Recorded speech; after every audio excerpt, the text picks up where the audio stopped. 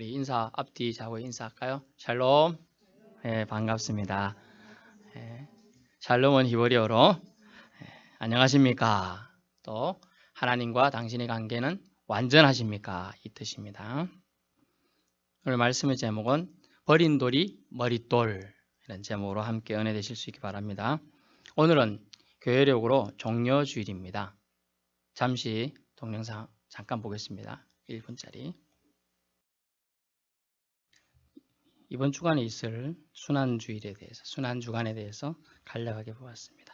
예수님께서 공개적으로 사역의 최절정기에 예루살렘으로 개선장군처럼 입성하신 것을 기념하는 날이 종려주일이 됩니다.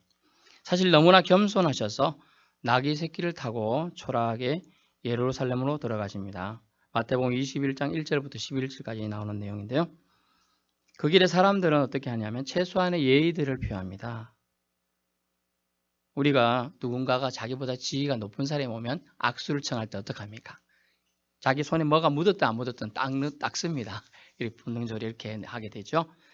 그들의 예루살렘 입성하신 예수님에 대한 예의가 뭐냐 하면 나뭇가지를 베어서 길에 펴두기도 하고 앞서거니 뒤서거니 하면서 마치 아주 유명한 연예인을 보러 온 것처럼 그들은 행동합니다. 그러면서 그들은 호산나 호산나라고 하면서 우리를 구원하소서 우리를 구원하소서란 마치 오늘날 아이돌에게 호소하는 것처럼 호소하죠. 그래서 무리들이 소리 높여 다윗의 자손이여 찬송하리로다. 그리고 그 소리가 온 성에 울려 퍼짐을 통하여 소동이 일어납니다. 이런 예수님 행보에 대한 오늘 우리는 구약의 관점에 예견된 모습을 보고자 합니다. 우리 신앙인은 어떻게 이 종려주의를 감당해야 될지 바라보아야 할지를 시편을 통해서 살펴보고자 합니다. 예수님의 걸음은 즉 행진은 입성은 첫 번째는 버림받는 사건이었다라는 거죠. 버림받는 사건이었다. 시편 118편 22절 말씀에 보시면 건축자가 버린 돌이 집 모퉁이의 머릿돌이 되었나니 라고 했습니다. 버림받았다라는 거죠. 건축자가 먼저 쓸모없다고 버린 돌이 돌멩이 취급받은 것에 출발이 시작됩니다. 먼저는 아버지 되신 하나님께로부터 철저히 외면당하십니다. 그 다음은 호산나 찬양하며 환영한 무리들로부터 배반과 멸시를 받게 되죠. 그리고 십자가에 못 박이도록 저주의 비난까지 감내하시는 버림을 받게 됩니다. 그러므로 예수님이 걸어가신 걸음은 버림의 길이었습니다. 버림받는 길이었죠. 좀 전의 장면에도 마지막 금요일날 목요일 밤이죠. 정확하게는 자기의 제자였던 입맞춤으로 배반을 당하게 돼 버림을 받게 됩니다. 또 어땠죠? 채찍이 맞기 직전에 밤에는 누구요? 자기 수제자이던 베드로에게 3번이나 버림받게 되죠. 또 십자가상에서는요. 아버지한테 버림받아요. 하나님 아버지한테. 그 전날 겟세마네에서 기도할 때 주여 이 잔을 할만하시거든 옮겨 주옵소서 했지만 하나님 아버지의 뜻이 너무나 확고해서 아버지의 뜻대로 이루어 주옵소서라고 기도하게 됩니다. 버림을 통한 구원의 핵심이 있기 때문에 주님은 이 버림받는 사건을 감당하셔야 하셨습니다. 그러므로 23절에 모퉁이 돌이 되게 하죠. 머릿돌이 되게 하시는데 23절 이는 여호와께서 행하신 것이다. 이것을 어려운 말로 신앙용어로 작정이라 합니다. 작정. 하나님께서 작정하셨기 때문에 하신다는 거예요. 여호와는 거짓말하지 않으시죠. 그래서 성경에 1.1획도 우리가 생각하기에는 실수투성일 것 같지만 5점이 많지만은 하나님의 관점에서 보면 그 모든 것들이 하나님의 계획하심과 성령의 감동에 의해서요. 그래서 믿음이 성장하려면 첫 번째 단계가 뭐가 필요하면 성경 말씀이 나에게 주신 하나님의 말씀으로 인정해야 돼요. 거기서부터 출발해요. 믿음은요. 우리 것이 아니에요. 정확한 길은. 하나님 우리에게 주셔야만 믿음이 생기는 줄 믿습니다. 그러므로 우리는 하나님이 우리에게 주신 그 믿음을 보배롭고 존귀한 산돌이신 예수 그리스도를 통하여 주셨음을 기억해야 될 줄로 믿습니다. 모퉁이 돌이었습니다. 그분은. 그런데 본문에서는 머릿돌로 나오죠. 머릿돌은 뭐냐면 정확히 말하면 기초석이에요. 기초석. 그 돌이 빠지면 그 건물이 와르르 무너질 수 있는 아주 중요한 자리가 머릿돌이 위치해요. 결국은 기독교 역사는 예수 그리스도가 빠지면 아무것도 안 한다는 얘기도 되고요. 예수 그리스도 때문에 인류 구원의 역사가 펼쳐졌음을 상징적으로 얘기해주는 장면이 되겠습니다. 두 번째는 예수님의 걸음, 예수님의 예루살렘 입성은 주님께서 정하신 날이었다라는 거죠. 주님께서 정하신 날. This is the day. 주님이 정하신 날이에요. This is the day. 주가 정하신 주의 날일세. 기뻐하고 기뻐하세 즐거워하세. 이런 찬양이 있는데요. 24절 말씀. 이 날은 여호와께서 정하신 것이라 이 날에 우리가 즐거워하고 기뻐하리로다. 사람은 오늘 본문에 사람들은 알든 모르든 예루살렘 입성 장면을 잠시 봤는데 막 좋아하고 막 난리가 났어요. 잔치 소리예요. 사실은 풍류를 즐길 수 있는 그런 날이에요. 정확하게 말하면 그들은 모르고 한 행동들이지만 예수님이 걸어가실 인류를 위해 행하실 일들에 대한 축하장이라고 할 수가 있겠습니다. 입성만 두고 본다면 기뻐하고 즐거울 날이죠. 하지만 그것은 개인적으로 생각하면 신이신 하나님께서, 즉 예수님께서 신의 자리를 완전히 버리시고 인간의 몸을 완전히 입고 인간으로서의 고통을 다 겪고 죽으시겠다는 얘기인 것입니다. 이것이 사랑이 여기에 담겨 있어요. 사랑이. 그것은 종국적으로 구원의 서막이 되어 하나님의 구원 계획을 위한 걸음이었습니다. 구원을 위한, 인류 구원을 위한 꼭 필수 불가결의 날이었다는 것이죠. 그리고 이 날은 복된 날이에요. 여러분, 우리가 사순절을 좀 신앙생활을 해보신 분은 아시겠지만 사순절이 뭡니까? 예수님의 부활을 기념해서 40일 동안 경건하게 유지하는 믿음 생활하는 것이 사순절입니다. 그러면 부활절은요? 부활절 하루만 하면 끝인가요? 아니에요. 여러분이 크게 착각한 부활절 하루만 이렇게 하고 나면 끝인 것처럼 행동하는데 여러분이 모르는 사실을 알려드립니다. 주일이 왜 만들어졌어요? 부활하신 주님의 날을 기념하기 위해서 주일이 있는 거예요. 예전에는 예배를 언제 드렸어요? 토요일 날 드렸어요. 근데 주님이 부활하신 날이 주일입니다. 오늘 우리가 세상 사람들 용어가 일요일, 그날 부활하셨어요. 그래서 주일이 생긴 거예요. 그리고 주일마다 주일에 예배를 드리는 거예요. 그래서 부활을 사실은 매 주일마다 부활의 감격이 여러분 속에 꿈틀대야 된다는 거예요. 원칙적으로는. 그래야 여러분 속에 예수 그리스도의 보혈의 피가 수혈이 되어서 날마다 역동감 넘치는 삶을 살 수 있게 된다는 걸 말씀드린 겁니다. 그리고 예수님의 걸음은 죽음을 향한 행진이었음이 정하신 날에 분명해졌습니다. 세 번째는 뭐냐면 여호와께 감사해야 할 최고의 이유이다라고 알 수 있습니다. 버린 돌이 머릿돌 되게 하신 최고의 이유는 무엇입니까? 여호와께서 행하신 것이 무엇입니까? 우리 주님을 악의 세력에 넘기신 거예요.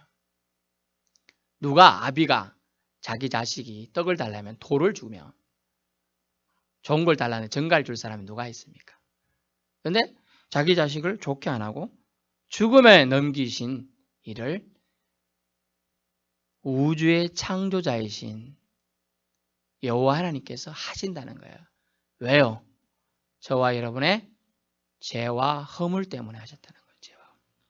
그 죄와 여러분의 허물을 여러분이 뉘우치는 순간 회개의 영이 여러분에게 있는 거죠. 그리고 여러분 속에 거룩한 새 심령이 거듭남의 열매가 맺히게 되는 겁니다. 우리 주님을 악의 세력에 넘기신 것, 이럴 동안 대속 제물이 되게 하시는 것, 버린 돌이 머릿독에 되게 하시는 것, 그것이 주님의 사랑이었습니다. 감사해야 할 최고의 이유를 본문 말씀에 이렇게 두 가지로 118편이 많지만은 두 가지로 축약할 수 있으면 첫 번째는 그분은 선하시다. It's good. 굿이란다네. 굿. 예수님, 즉 자신의 아들을 통해 구원하시길 기뻐하신 주님께서는 여기서 주님은 드로드, 여호와를 아도나이, 히브리인들은 감히 부를 수가 없었어요. 그 이름을 여호와라는. 그래서 아도나이, 주님이란 단어를 씁니다. 그걸 영어 번역하면 로드가 됩니다. Lord가 되는 거예요.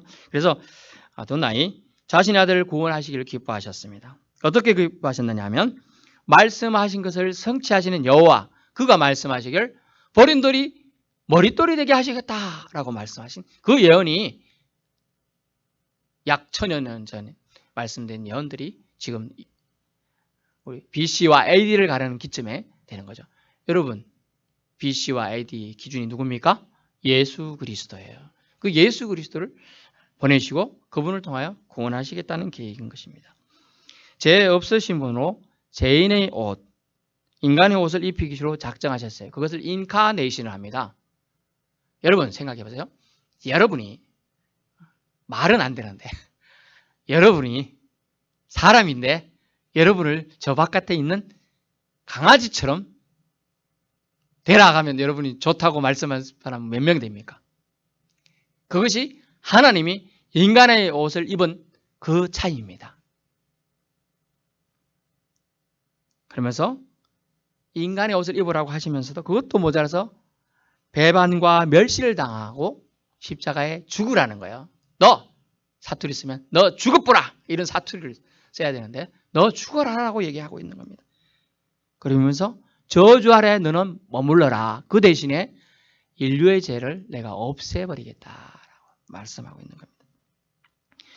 그래서 부활을 통한 부활의 첫 열매가 되시어 부활 소망으로 저와 여러분을 또 아직은 예수 믿지 않지만 믿는 사람들, 아직은 믿음이 들어있지 않지만 믿음이 들어갈 사람들을 위한 소망이 되어주시겠다라고 말씀하시는 겁니다. 얼마나 감사한지요. 할렐루야, 감사합니다. 두 번째는 뭐냐면 본문에서 29절 여호와께 감사하라 그는 선하시며 했어요. 그 두 번째는 인자하심이라고 되어 있죠. 인자하심. 제가 말씀드렸으면 구약에 나오는 거의 인자하심은 대부분 뭐라고 했습니까? 러빙, 러버, 사랑을 뜻해요.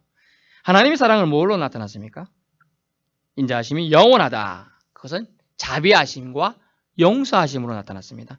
주님이 인자, 용서로 나타나는데요. 용서가 어떻게? 무궁하시도다. 무궁하시도다. 인생들은 죄에 속하고요.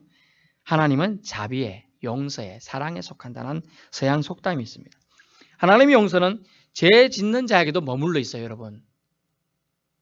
여러분, 하나님이 진짜 하나님이신데 믿는 자에게만 하나님이고 선인, 착한 사람에게 하나님이면 어떻게 될까요? 여러분, 아기는 다 죽어야 돼요. 지금 나가는 순간 다 죽었어요. 왜냐? 공기를 안 주거든요. 아기에게는. 햇빛을 안 주거든요. 물을 안 주거든요.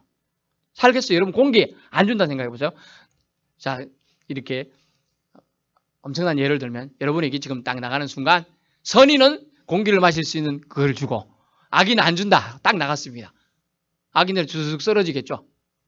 그러나 우리 하나님은 좋으신 하나님이시고 용서의 하나님이라 선인과 악인에게 똑같이 햇빛을 주시고 똑같은 공기를 주신다는 거예요. 아멘. 이게 은혜예요, 은혜. 이거 사람들은 잘 모르고요. 심지어 알면서도 극구 인정하지 않으려 한다는 거예요. 안타깝죠. 하나님의 용서는 죄 짓는 자에게도 머물러 있어요. 여러분 탕자 비유를 아시지요? 탕자 비유. 작은 아들에게 탕자라는 타이틀을 우리는 물론 씌웁니다. 그 아들은 어떻게 했죠?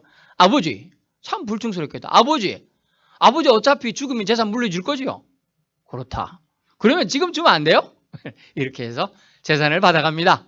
그런데 먼 나라로 갔는데 돈을 많이 갖다는 소문이 나니까 옆에 사람들이 막 친한 척하고 와서 막 아첨과 아부를 합니다. 그러다 보면 그래 기분 좋다. 너 돈 조금 나라에서 버는 게 다 돈을 써버렸어요. 술과 노는 걸로 다 써버렸어요. 먹을 것이 돼지 지엄 열매를 먹으려고 했는데 그것도 없었다 그러죠. 그런데 여기서 나타난 건 뭡니까? 하나님의 사랑은 뭡니까? 아들이 돌아올 걸 알고 있다는 거예요. 하나님은. 그리고 항상 나가서 저 동구 밖을 쳐다봐요.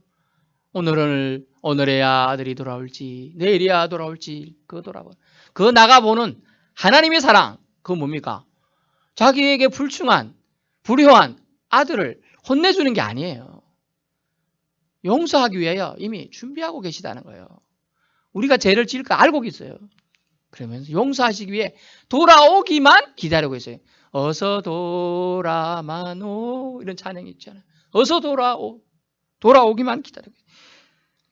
용서하심이 끝이 없어서 그는 여호와 하나님께서는 둘째가 회개하고 돌아오는 길을 황급히 맞으러 나가죠. 언젠가는 돌아오리라 믿고 계속 기다리셨던 겁니다. 먼 발치에도 알아보려면 그 기다림이 얼마나 간절해야 먼 발치에서 저게 아들인지 행인인지를 구분할 수 있는 거예요. 하나님의 사랑은 거기 있습니다. 또 하나는 어디 있었습니까? 큰아들에게 있었어요. 탕자비의 큰아들. 자기 동생을 수년간 고생하며 돌아오는 자기 동생을 긍휼히 여기지 않는 그 큰아들에게도 하나님의 긍휼이 있었어요. 여러분 생각해 보세요. 진정한 하나님의 아버지는 작은 아들과 큰 아들을 차별할까요? 그렇지 않아요. 똑같습니다. 여러분 다 부모님이 계시지만 더 이뻐하는 자식이 있을 수 있지만 사실은 다 아픈 손가락이라는 거죠. 그래서 주님은 말씀하시는데 하나님의 용서는 자녀에게 있다. 항상 그 자녀에게 관심을 집중해서 보신다는 거예요. 하나님의 용서는 그 자녀에게. 저 아이가 오늘 어떤 생각을 하고 있는지, 어떤 마음을 품고 나에게 왔는지, 아픈지 안 아픈지, 걱정, 근심이 무언지를 본다는 거예요. 그것이 하나님 아버지의 마음이라는 거죠. 결국 용서하심이 끝이 없으셨기에 우리가 이렇게 저와 여러분이 이렇게 예배자의 반열에 오를 수 있었던 것입니다. 그리하여 저와 여러분 모두 다 예수님의 족보책, 정확히 말하면 생명책에 다 기록되는 주님의 사람들 되시길 바랍니다. 여러분, 저는 죄는 없는데요, 저 죄 없습니다 라고 말할 영혼이 몇이나 될까요? 오직 하나님의 인자하심 때문에 자녀가 된 거예요. 그것을 기억해야 돼요. 결론입니다. 우리는 순환주일, 종료주일에 여호와께서 예수님에게 걸어가기를 원하셨던 걸음에 대해 쉽게 생각하여서는 안 될 것입니다. 또 사순절이구나, 종료주일이구나, 부활주일이구나 이렇게 그냥 넘겨짚을 일들이 아닙니다. 모진 십자가 고난의 길이 인생들을 향한 가장 선한 길임을 믿고 감사를 표해야 할 것입니다. 그러기에 어떤 이는 이 기간 동안 금식기도로 미디어 금식으로 오락을 금함을 통하여 이 기간을 하나님 앞에 경건하게 살고자 노력하는 것입니다. 그래서 여러분도 이 한 주간을 어떻게 하나님 앞에 경건하게 살지를 생각해 보실 수 있기 바랍니다. 하나님의 선하심, 굿이 얼마나 큰지요. 이것 때문에 오늘도 저와 여러 성도들이 숨을 쉬고 있는 거예요. 여러분의 스스로 자가호흡이라 하죠. 스스로 호흡할 수 있다는 것만 해도 얼마나 큰 은혜인 줄 여러분 아셔야 합니다. 여러분 아파 보신 분 아실 거예요. 뭐가 다르죠? 숨소리부터 달라요. 숨소리부터 아픈 사람은. 하나님의 사랑에 그저 감사할 수밖에 없다는 겁니다. 시편 118편을 통해 여호와께 감사하라고 외치고 있는 이유가 여기에 있는 겁니다. 감사할 대상에 감사를 표할 줄 아는 것은 사람이 마땅한 도리인 줄 믿습니다. 오늘날 우리에게 진정 원하시는 걸음은 무엇일까요? 여호와, 즉 주님, 인자와 선하심을 맛본 사람들. 그 사람들이라면 최소한의 하나님의 사랑을, 선하심을, 인자하심을 나타내어야 한다는 거예요. 그것은 용서의 마음으로 나타나야 합니다. 우리 한 구절만 찾아보겠습니다. 에베소서 4장 32절입니다. 신약 에베소서 4장 32절 315페이지입니다. 315페이지 신약 315페이지 에베소서 4장 32절 에베소서 4장 32절 315페이지 같이 읽겠습니다.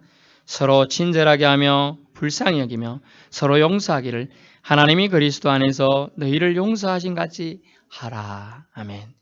이 사순절, 이 종려주일, 이 고난주간에 우리는 이 말씀을 한번 새겨볼 필요가 있습니다. 왜 현대 한국교회가 크리스찬들이 비난을 받나요? 이 용서의 마음이 부족해서요. 보세요. 서로 친절하게. 여러분이 친절하게 하는 사람이 여러분이 친절하게 하지요? 우리에게 불편하게 한다고 여러분 어떻게 해야 돼요? 불편하게 할 겁니까? 하지 말라는 뜻이에요. 불편하게 하지 말고 오히려 불쌍히 여기라는 거예요. 불쌍히. 부부가 노년에 같이 부부 결혼을 하고 같이 살던 사람들에게 공통적으로 나타나는 게 뭐냐면 서로 불쌍히 여겨야 된다는 거예요. 아이고, 제 양반이 나 때문에 고생했지. 저 사람이 나 때문에 이때까지 힘들게 살았지. 이렇게 여기는 마음을 불쌍히 여긴다고 그래요. 불쌍히. 근데 그 마음이 모든 사람에게 동일해야 돼요. 여러분, 불쌍히 여기는 마음이 없었으면 예수님 십자가에 달리시지 않으셨고요. 불쌍히 여기는 마음이 없었으면 저와 여러분은 그냥 제 가운데 버리셨을 거라는 거죠. 그러므로 불쌍히 여기시면 서로 용서하기를 어떻게 해요? 하나님이 그리스도 안에서 너희를 용서하신 같이 하라라고 했습니다. 여러분, 우리는 말씀대로 살아야 됩니다. 여러분이 말씀대로 살지 않기 때문에 기독교가 비난을 받는 거예요. 주자문제로 시비 붙습니까? 저도 시비 붙을 때 아주 힘들더라고요. 근데요, 그런 문제 때 어떻게 됩니까? 예수님이라면 어떻게 하셨을까라고 우리는 자문하면서 지혜롭게 넘어서야 한다는 거죠. 그러면 우리는 용서의 마음으로 살아야 합니다. 가장 큰 용서의 마음은 화를 밤까지 품지 않는 거예요. 하루를 지나도록 품지 않고 지내는 거예요. 용서를 베푸며 참으며 살아야 한다는 거죠. 나와 최소한의 관계를 맺고 사는 사람들에게 하나님의 인자와 자비하심을 전하는 방법이 뭘까? 우리는 고민해 보아야 합니다. 그냥 주위로 왔다가 한번 설교 듣고 가는 이건 아무 소용이 없어요. 정말 내가 하나님의 자녀임을 나타내는 용서하심, 하나님의 인자와 사랑을 나타낼 나만의 나에게 주신 달란트를 잘 사용해야 한다는 겁니다. 하나님께서도 우리의 죄와 허물을 무조건 용서해 주시기 위해 예수님을 예루살렘 입성의 십자가 길을 걷게 하셨음을 기억해야 될 줄로 믿습니다. 그저 용서받는 우리는 베드로가 예수님에게 우리가 몇 번이나 용서해 줘야 됩니까? 라고 말했을 때 70번에 7번이라도 해라. 결국 무한대로 용서하라고 하셨습니다. 결국 용서의 실천자가 최종적으로 승리자가 되는 겁니다. 최종적으로 승리합니다. 여호와께 감사를 표하는 우리 아름다운 반응은 용서에 있습니다. 버린 돌을 머릿돌로 만드신 하나님의 계획과 작정과 사랑이 우리는 마땅히 사랑에 감사를 드려야 됩니다. 그분의 선하심과 인자하심에 감사를 드리는 이 절기가 되기를 축원합니다.